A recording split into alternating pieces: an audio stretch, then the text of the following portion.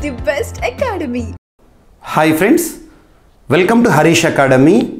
ఈరోజు వార్తలు నిలిచిన జాతీయ అంతర్జాతీయ రాష్ట్రీయ అంశాల గురించి, వార్తలు నిలిచిన వ్యక్తులు, అవార్డులు, పుస్తకాలు, మరి క్రీడా సంబంధిత సమాచారం ఒక్కొక్క అంశాన్ని వివరంగా తెలుసుకుందాం. ఈరోజు మన ఫస్ట్ టాపిక్ వచ్చేసి 2022 సంవత్సరంలో అంటే లాస్ట్ ఇయర్లో భారతదేశంలో టైగర్ అటాక్స్ కారణంగా నమోదైన మానవ మరణాల సంఖ్య 112 అని చెబుతూ కేంద్ర మంత్రిత్వ శాఖ ministry of environment, forest, climate change వారు చెబుతున్న గణాంకాలు. సో ఇక్కడ ఈ టాపిక్ ఏంటో చూద్దాము. ఒక 5 పాయింట్స్ గుర్తుంచుకుంటే చాలు, ఈ టాపిక్కి సంబంధించిన క్లారిటీ వచ్చినట్టే. సో 2022 సంవత్సరంలో అంటే లాస్ట్ ఇయర్ జనవరి నుండి డిసెంబర్ వరకు భారతదేశంలో పులుల కారణంగా, మ్యాన్ టైగర్ కాన్ఫ్లిక్ట్ కారణంగా, టైగర్ అటాక్స్ కారణంగా, టైగర్స్ అటాక్ కారణంగా భారతదేశంలో ఎన్ని మానవ మరణాలు సంభవించినాయట అంటే 112 అని ఎవరు చెప్తున్నారు? Concern ministry of environment, forest, climate change. So ministry of environment పర్యావరణ, అటవీ, వాతావరణ మార్పు సంబంధిత మంత్రిత్వ శాఖ. ప్రస్తుతం ఈ మంత్రిత్వ శాఖకు కేంద్ర మంత్రిగా ఎవరు విధులు నిర్వర్తిస్తున్నారంటే భూపేందర్ యాదవ్ గారు. ఇటీవల పార్లమెంట్ సెషన్స్లో భాగంగా ప్రశ్నోత్తరాల సమయంలో ఒక ప్రశ్నకు సమాధానంగా ఈ గణాంకాలను చెప్పారు. ఇందులో భాగంగా మరి ఈ 112 డెత్స్ అనేవి నమోదైనాయి కదా, human deaths because of tiger attacks. అందులో అత్యధికంగా ఏ రాష్ట్రంలో నమోదైనట అంటే టైగర్ అటాక్స్ కారణంగా నమోదైన మానవ మరణాల సంఖ్య పరంగా మహారాష్ట్ర టాప్లో ఉందంట. 85 డెత్స్ నమోదైనట, మనుషులు చచ్చిపోయారట ఇంతమంది. అండ్ గత 5 ఏళ్లలో గనక ఈ సమస్యను చూస్తే పులుల అటాక్ కారణంగా, పులుల దాడి కారణంగా గత 5 ఏళ్లలో భారతదేశంలో 302 మంది ప్రాణాలు కోల్పోయారంట. ఇది ఇక్కడ పాయింట్స్, ఈ పాయింట్ గుర్తుంచుకోండి, ఇది ఒకటి గుర్తుంచుకోండి, ఇది గుర్తుంచుకోండి, ఇది గుర్తుంచుకోండి. అండ్ ఏ మంత్రిత్వ శాఖ, ఎవరు మంత్రిగా ఉన్నారు. ఇంకా ఎక్స్ట్రా పాయింట్ చూడాలంటే every year July 29th is celebrated as international tiger day, అంతర్జాతీయ పులుల దినోత్సవం. అండ్ ప్రస్తుతం భారతదేశంలో అందుబాటులో ఉన్న పులుల గణాంకాలు, tiger census, status of tigers in India 2022 అది చూడాలి. 2023 ఏప్రిల్ 9వ తేదీన status of tigers in India 2022ని భారతదేశంలో పులుల గణనని 5th టైగర్ సెన్సస్ని భారత ప్రధాని నరేంద్ర మోదీ గారు బందిపూర్ టైగర్ రిజర్వ్లో రిలీజ్ చేయడం జరిగింది. 3167 టైగర్స్ ఉన్నాయని చెప్పారు. ఆ తర్వాత కేంద్ర ప్రభుత్వం ఇచ్చిన మరొక సమాచారం ఏంటంటే భారతదేశంలో 3682 టైగర్స్ ఉన్నాయని చెప్తున్నారు. సో ఇదొకటి. అండ్ భారతదేశంలో పులులకి సంబంధించి టైగర్ రిజర్వ్స్ ఏవైతే 54 ఉన్నాయో వాటన్నిటిని చూడండి. దాంతోపాటు క్యాట్స్ గుర్తింపు పొందిన టైగర్ రిజర్వ్స్, ఇటీవల కన్జర్వేషన్ అజ్యూర్డ్ టైగర్ స్టాండర్డ్స్ గుర్తింపు పొందిన టైగర్ రిజర్వ్స్ ఏవైతే ఉంటే వాటి గురించి చూడండి. NTCA national tiger conservation authority ప్రత్యేకం, చాలా ఇంపార్టెంట్, 2005. ఇటువంటి వాటిపైన ఎగ్జామినేషన్లో క్వశ్చన్స్ రావచ్చు. సో ఇది మనకు first topic. And second topic, ఇటీవల జపాన్ దేశానికి సంబంధించిన ఒక స్పేస్ స్టార్టప్ సంస్థ ఆవు పేడతో, డంగ్తో నడిచే ఒక రాకెట్ని తయారు చేస్తూ అద్భుతాన్ని సృష్టించింది. సో ఇక్కడ టాపిక్ చూడండి. జపాన్ రాకెట్ పరిశోధనలో భాగంగా ఆవు పేడతో నడిచే ఒక రాకెట్ని తయారు చేసింది, ఒక అద్భుతాన్ని సృష్టించింది. ఎవరు ఊహించని విధంగా అక్కడ ఇంజనీర్లు తమ రాకెట్లను ఏకంగా ఆవు పేడతో పనిచేసే విధంగా తయారు చేశారంట. అంతరిక్ష పరిశోధనలో విప్లవాత్మకమైన పరిణామం అని చెప్పేసి ఇది అంటున్నారు. ఆవు పేడతో పనిచేసే స్పేస్ రాకెట్ ఇంజన్ను విజయవంతంగా ప్రయోగించారంట. ఉద్గారాలను తగ్గిస్తూ, ఎమిషన్స్ని తగ్గిస్తూ కాలుష్యాన్ని తగ్గించడానికి ఈ ప్రయోగం ఉపయోగపడుతుంది. ఇంధన కొరత సమస్యలను కూడా పరిష్కరిస్తుందంట. And at the same time Japanese space startup గుర్తుంచుకోండి, ఇంటర్స్టెల్లార్ టెక్నాలజీస్ అనే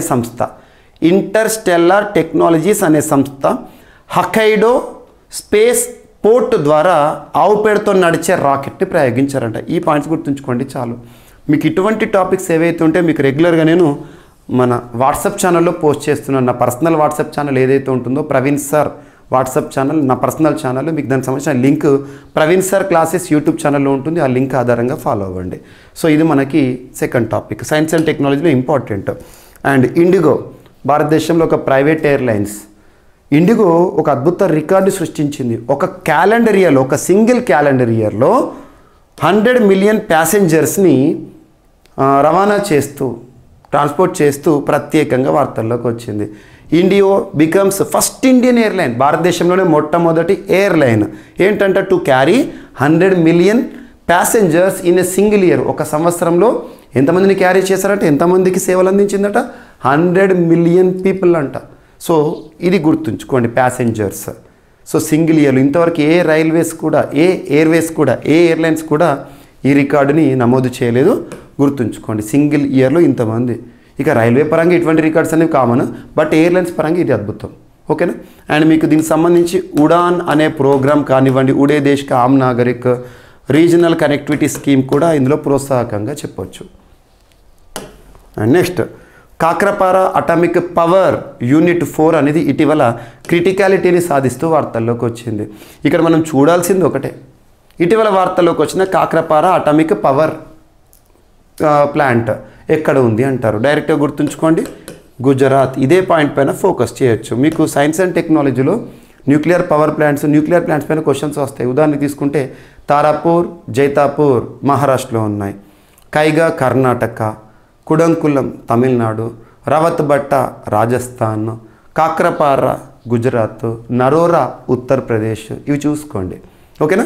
సో ఇక్కడ Kakrapar atomic power plant unit number 4 ఏమో ఇటీవల 700 మెగావాట్స్ కెపాసిటీ ఉంది ఏదైతే ఉంటుందో, క్రిటికాలిటీని స్టాండర్డ్స్ని అచీవ్ చేసుకుంటూ వార్తల్లోకి వచ్చింది అటామిక్ పవర్ ప్లాంట్.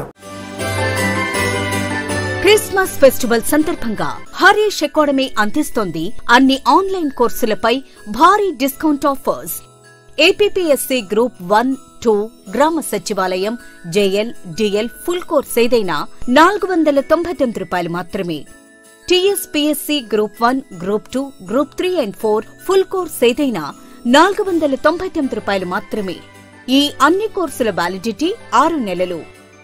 ఈ ఆఫర్ డిసెంబర్ 22 నుండి డిసెంబర్ 27 వరకు మాత్రమే. తెలుగు రాష్ట్రాలలో 2 లక్షల మంది పర్చేస్ చేసిన క్లాసెస్ ఖచ్చితంగా జాబ్ సాధించే విధంగా లెజెండరీ ఫ్యాకల్టీచే రూపొందించబడిన స్టాండర్డ్ ఆన్లైన్ క్లాసెస్. మరెందుకు ఆలస్యం, వెంటనే హరీష్ అకాడమీ యాప్ ను డౌన్లోడ్ చేసుకోండి, విజయం సాధించండి. Harish the best academy. Phone number 8341116915. And next ADB, Asian development bank, ఆసియా అభివృద్ధి బ్యాంక్ హెడ్ క్వార్టర్ ఇక్కడ ఫిలిప్పీన్స్లోని మాండోలియాంగ్ మనీలా కేంద్రంగా పనిచేస్తోంది. ఇటీవల భారతదేశంలో ఇండస్ట్రియల్ కారిడార్ డెవలప్మెంట్లో భాగంగా, పారిశ్రామిక వాడల అభివృద్ధిలో భాగంగా $250 మిలియన్ భారతదేశానికి రిలీజ్ చేయడం జరిగింది. ఎందుకోసం పర్పస్? Industrial corridor development. ఎంత మొత్తంలో? $250 మిలియన్. ఎవరు? ఏడిబి. గుర్తుంచుకోండి. అండ్ నెక్స్ట్ వచ్చేసి నేషనల్ స్కిల్ డెవలప్మెంట్ కార్పొరేషన్. ఈ సంస్థ 2008లో ఏర్పడింది, న్యూఢిల్లీ కేంద్రంగా పనిచేస్తోంది. ఈ సంస్థకి ప్రస్తుతం సీఈఓగా వేదమణి తివారీ గారు ఉన్నారు. ఈ సంస్థ వార్తల్లోకి వచ్చింది. ఈ సంస్థ ఇటీవల సౌదీ అరేబియా ప్రభుత్వంతో కుదుర్చుకున్న ఒప్పందం. ఏ సంస్థ? Skill development corporation, national skill development corporation సంస్థ. యాక్చువల్గా ఒక ప్రభుత్వంతో ఒప్పందం కుదిర్చింది కాబట్టి ఇంపార్టెంట్. భారతదేశంలో నైపుణ్యాభివృద్ధికి సంబంధించిన సంస్థ ఇది. నైపుణ్యాభివృద్ధిని కలుగజేసే సంస్థ. చాలా స్కిల్ డెవలప్మెంట్ ప్రోగ్రామ్స్ కండక్ట్ చేస్తూ ఉంటుంది. ఓకేనా. సో ఇటీవల స్కిల్డ్ లేబర్స్ ఎవరైతే ఉంటారో వాళ్ళ యొక్క హక్కులను కాపాడడానికి, స్కిల్డ్ లేబర్స్ యొక్క హక్కులను కాపాడడానికి ఇటీవల నేషనల్ స్కిల్ డెవలప్మెంట్ కార్పొరేషన్ ఏ దేశ ప్రభుత్వంతో ఒప్పందం కుదుర్చుకుందంటే సౌదీ అరేబియా ప్రభుత్వము. So National Skill Development Corporation has signed memorandum of understanding with the government of Saudi Arabia to protect the important rights of skilled laborers from India. So India నుండి ఎవరైతే skilled labourers ఉన్నారో, నైపుణ్యం కలిగిన labour ఉన్నారో, Saudi అరేబియాలో ఎవరైతే ఉన్నారో వాళ్ళ యొక్క హక్కులను కాపాడడానికి ఉద్దేశించిన అంశం. And next national highways authority of India. భారతదేశంలో హైవేలకు సంబంధించి 1988 ఇవన్నీ మనకు తెలుసు. So national highways authority of India వారు రీసెంట్గా ఈఆర్ఎస్ అనే ఒక మొబైల్ యాప్ని లాంచ్ చేశారు. ఈఆర్ఎస్ అంటే ఎమర్జెన్సీ రెస్పాన్స్ సిస్టమ్.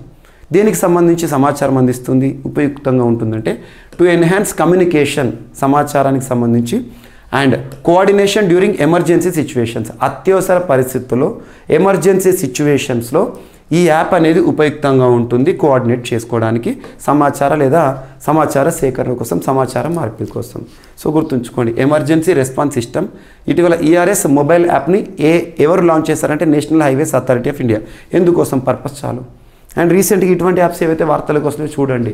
రాజమార్గ్ అనే ఒక యాప్ వార్తలోకి వచ్చింది. రాజమార్గ్ భారతదేశంలో హైవేలకు సంబంధించిన సమాచారం తెలుసుకోవడానికి ministry of roadways and highways వారు ప్రస్తుతం నితిన్ గడ్కరీ గారు కేంద్రంలో విధులు నిర్వర్తిస్తున్నారు కేంద్ర మంత్రిగా. వారు ఆ యాప్ని లాంచ్ చేస్తారు. సో ఇటువంటి గుర్తుంచుకోండి.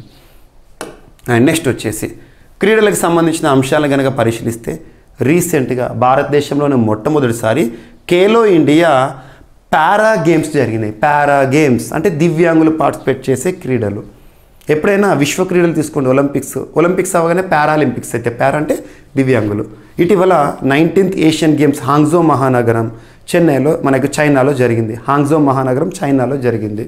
సో అక్కడ ఆ ఆసియా క్రీడలు ముగియనే పారా ఆసియన్ గేమ్స్ జరిగింది. భారతదేశం అద్భుతమైన రికార్డును కూడా సృష్టించింది. ఇటువంటివి. సో ఇప్పుడు ఖేలో ఇండియా భారతదేశంలో భారత ప్రభుత్వం ప్రతిష్టాత్మకంగా 2017 సంవత్సరంలో ఖేలో ఇండియా అనే కాన్సెప్ట్ పట్టేసి క్రీడా నైపుణ్యాన్ని వెలికి తీస్తున్నారు. అందులో భాగంగా మొట్టమొదటిసారి రీసెంట్గా ఢిల్లీలో ఖేలో ఇండియా పారా గేమ్స్ అనేవి జరిగినాయి, ముగిసినాయి. అందులో హర్యానా పథకాల పట్టికలో టాప్లో ఉంది. భారతదేశంలో దేశవాళీ క్రీడలు కదా ఖేలో ఇండియా. సో పథకాల పట్టికలో 105 మెడల్స్ని సాధించింది. అందులో 40 గోల్డ్, 39 సిల్వర్, 26 బ్రాంజ్. గుర్తుంచుకోండి. ఇక ఖేలో ఇండియా విషయానికి వస్తే youth games, Khelo India youth games 2018లో ప్రారంభమైనాయి. ఖేలో ఇండియా యూనివర్సిటీ గేమ్స్ 2020లో స్టార్ట్ అయినాయి. రీసెంట్గా కనుక చూస్తే మనకు ఉత్తరప్రదేశ్ ఆతిథ్యంలో జరిగిన Khelo India university games, Punjab అత్యధికంగా పథకాల పట్టికలో టాప్లో ఉంది. ఇవన్నీ మనం చూసాము. Winter games, Khelo India winter games అనేవి 2020లో ప్రారంభమైనాయి. సో గుర్తుంచుకోండి. మినిస్ట్రీ ఆఫ్ స్పోర్ట్స్ ప్రస్తుతం ఎవరు మంత్రిగా విధులు నిర్వర్తిస్తున్నారంటే అనురాగ్ ఠాకూర్ గారు. గుర్తుంచుకోండి. ఖేలో ఇండియా మొట్టమొదటి పారా గేమ్స్ ఎక్కడ జరిగినాయి? ఢిల్లీలో. గుర్తుంచుకోండి. అండ్ నెక్స్ట్ రాష్ట్రీయ అంశాలు కనుక పరిశీలిస్తే ఆంధ్రప్రదేశ్ రాష్ట్రం చాలా విషయాల్లో టాప్లో ఉందని మీకు చెప్పాను. క్యాపిటల్ ఇన్వెస్ట్మెంట్లో టాప్లో ఉంది, సామాజిక రంగ పెట్టుబడిలో ఏపీ టాప్లో ఉంది అని చెప్పేసి మనం చూసాము. అలా రీసెంట్గా ఆర్బీఐ ఒక నివేదికను విడుదల చేసింది. అదేం చెప్తుంది అంటే సామాజిక రంగానికి 4.03 లక్షల కోట్ల వ్యయాన్ని ఆంధ్రప్రదేశ్ రాష్ట్రం చేసిందంట. సో ఎప్పటి నుంచి 2019 నుంచి 2022-23 ఆర్థిక సంవత్సరం వరకు, అంటే ప్రస్తుత ప్రభుత్వం అన్నట్టు. రాష్ట్ర ప్రభుత్వం సామాజిక రంగానికి అత్యధిక ప్రాధాన్యత ఇస్తోంది. ఈ రంగం పరిధిలోకి వచ్చే విద్య, వైద్యం, వ్యవసాయం, గ్రామీణాభివృద్ధి, పట్టణాభివృద్ధి, పౌష్టికాహారం, పారిశుద్ధ్యం, మంచినీటి సరఫరాలకు 2019-20 ఆర్థిక సంవత్సరం నుంచి 2022-23 ఆర్థిక సంవత్సరం వరకు ఏకంగా 4.03 లక్షల కోట్ల వ్యయాన్ని చేసింది. ఈ మేరకు రిజర్వ్ బ్యాంక్ ఆఫ్ ఇండియా వారు నివేదిక వెల్లడించడం జరిగింది. Very very important. Direct points గుర్తుంచుకోండి. ఏపీకి ఇంపార్టెన్స్ ఇవ్వండి. ఏపీ అభ్యర్థులు, తెలంగాణ అభ్యర్థులు తెలంగాణకి ఇంపార్టెన్స్ ఇవ్వండి. రాష్ట్రీయ అంశాలపైన ఎక్కువగా ఫోకస్ చేసే అవకాశాలు ఉంటాయి క్వశ్చన్లు. ఓకేనా? ఇదొకటి. అండ్ ఏపీ రౌండప్ మీకు ఆల్రెడీ నేను CA 360 course GVK study circle యాప్లో అందుబాటులో ఉంది. 2023లో ఏపీకి సంబంధించిన అంశాలన్నింటినీ కవర్ చేశాను. అండ్ నెక్స్ట్ తెలంగాణ రాష్ట్రానికి సంబంధించి రీసెంట్గా క్రైమ్ ఇన్ తెలంగాణ 2022 పుస్తకాన్ని విడుదల చేశారు రాష్ట్ర డీజీపీగా ఉన్న రవి గుప్తా గారు. ఏమని చెప్తున్నారంటే దేశంలో అత్యంత భద్రమైన నగరాల్లో హైదరాబాద్కు 3వ స్థానం ఉందంట. సిఐడి విభాగం రూపొందించిన పుస్తకాన్ని డీజీపీ రవి గుప్తా గారు లాంచ్ చేశారు. డైరెక్టర్ జనరల్ ఆఫ్ పోలీస్ వారు. ఆర్థిక నేరాల్లో 41% వృద్ధి సాధించాము. సీసీటీవీ కెమెరాల ఫుటేజ్ సాయంతో 18,000కు పైగా కేసులను పరిష్కరించారంట. సైబర్ కేసులు మాత్రం 48.47 పెరుగుతున్నాయి. భారతదేశంలోనే కాదు ప్రపంచవ్యాప్తంగా సైబర్ నేరాలు పెరుగుతున్నాయి. ఎందుకంటే ప్రస్తుతం మనమంతా కూడా ఆన్లైన్కి వచ్చేస్తున్నాం. ఆన్లైన్ క్లాసెస్ కానీ, ఆన్లైన్ ట్రాన్సాక్షన్స్ కానీ, ఎవ్రీథింగ్ ఈజ్ ఆన్లైన్. సో అందులో నేరాలు జరుగుతున్నాయి. వాటి గుర్తుంచుకోండి. అండ్ రాష్ట్రంలో గతంతో పోలిస్తే సైబర్ నేరాల నమోదు 48.47% పెరిగినట్టు తెలంగాణ పోలీస్ శాఖ వెల్లడించింది. ఆర్థిక నేరాలు, మోసాలు సైతం పెరిగినట్టు క్రైమ్ ఇన్ తెలంగాణ 2022 పుస్తకం వెల్లడించింది. గుర్తుంచుకోండి.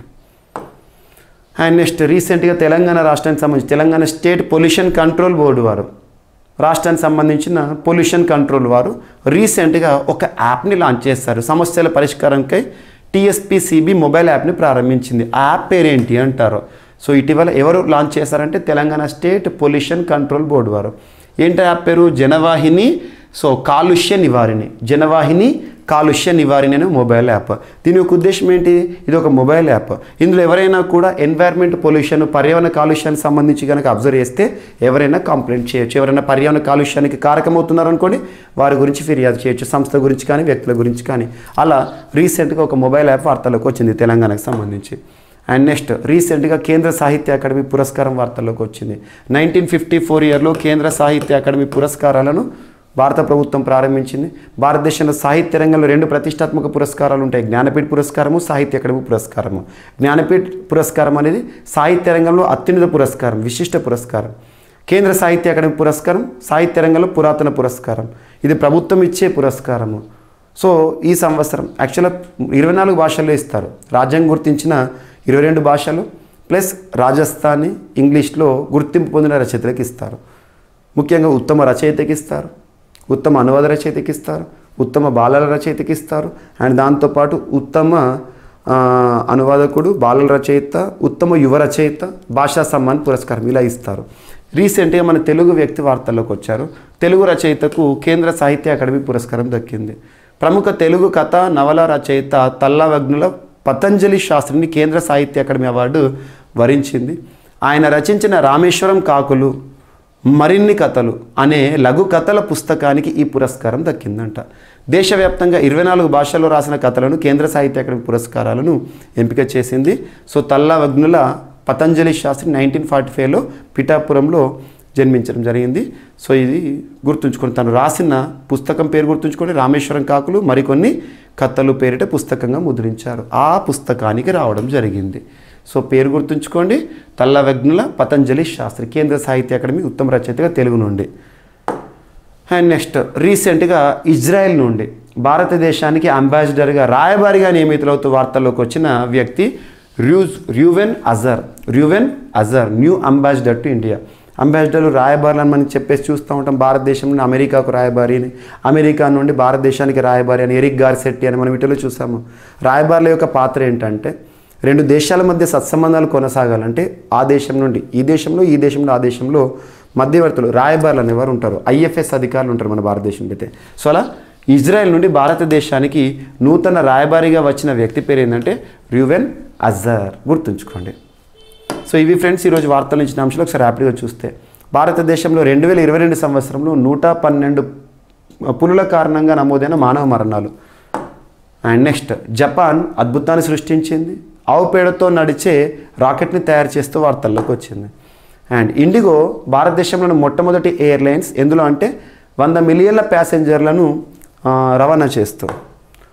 అండ్ కాకరపార అటామిక్ పవర్ యూనిట్ వార్తల్లోకి వచ్చింది. గుజరాత్ ఇండియా ADB మధ్య ఒప్పందం ఇండస్ట్రియల్ కారిడార్ డెవలప్మెంట్కి సంబంధించి. అండ్ నేషనల్ స్కిల్ డెవలప్మెంట్ కార్పొరేషన్కి సౌదీ అరేబియా ప్రభుత్వానికి మధ్య కుదిరిన ఒప్పందము. And national highways authority of India వారు లాంచ్ చేసిన ERS మొబైల్ యాప్ ఉద్దేశం ఏంటి? And next Khelo India para games మొట్టమొదటి ఎడిషన్ ఇటీవల డిసెంబర్లో ముగిశాయి ఢిల్లీలో. అండ్ సామాజిక రంగానికి 4.03 లక్షల కోట్ల వ్యయం చేసింది ఆంధ్రప్రదేశ్ రాష్ట్రం 2019-20 ఆర్థిక సంవత్సరం నుండి 2022-23 ఆర్థిక సంవత్సరం వరకు అని చెప్పేసి RBI ఇచ్చిన నివేదిక. అండ్ తెలంగాణ రాష్ట్రానికి సంబంధించి క్రైమ్ ఇన్ తెలంగాణ 2022 పుస్తకం వార్తల్లోకి వచ్చింది. అండ్ తెలంగాణ రాష్ట్రానికి సంబంధించి స్టేట్ పొల్యూషన్ కంట్రోల్ బోర్డు వారు లాంచ్ చేసిన ఒక మొబైల్ యాప్ జనవాహిని కాలుష్య నివారిణి. అండ్ నెక్స్ట్ తెలుగు రచయితకు కేంద్ర సాహిత్య అకాడమీ పురస్కారం రావడం జరిగింది. అండ్ నెక్స్ట్ ఇజ్రాయెల్ నుండి నూతన రాయబారి భారతదేశానికి నియామకం. సో ఇవి ఫ్రెండ్స్ ఈరోజు వార్తలు నిలిచిన అంశాలు. మిస్లేనియస్ అంశాలు ఏమైనా మిగిలిపోతే రేపటి క్లాస్లో జోడించి మరొకసారి నేర్చుకుందాం. రేపు కలుద్దాం. Thank you.